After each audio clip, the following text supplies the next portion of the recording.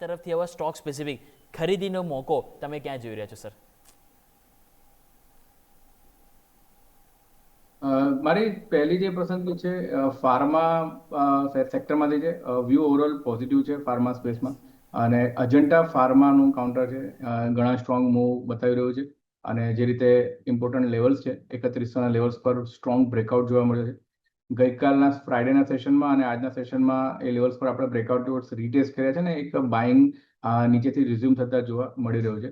I think Ajanta pharma એક સારી બેટ બની રહે એવું લાગી રહ્યું છે. 3100ના સ્ટોપ લોસ રાખવાનો રહેશે અને લક્ષ્યાંક 3650ના એક એક્સપેક્ટેડ છે.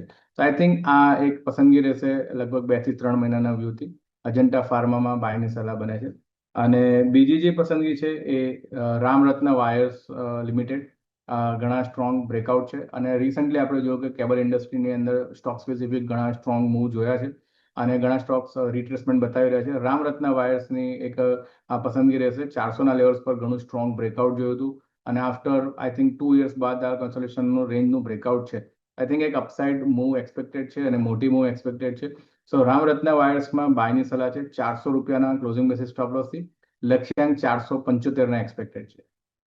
ઓકે, તો જેમ સરે કીધું એ પ્રમાણે અજંતા ફાર્મા અને રામરત્ન ગ્લોબલ વાયર્સ છે કે જેમાં બંનેમાં ખરીદીનો મોકો મળે છે. બંનેમાં ટાર્ગેટ અને સ્ટોપ લોસ બંને આપણા સ્ક્રીન ઉપર છે, જેને આપણે અહીંથી ફોલો કરીશું. તો આપણે વાત થઈ ગઈ સ્ટોક સ્પેસિફિક કે જેમાં બહુ સરસ મોમેન્ટમ આપણને આગળ જોવા મળી શકે છે અને યજ્ઞેશ સરના પીક તરીકે આપણે ધ્યાન પર રાખીશું.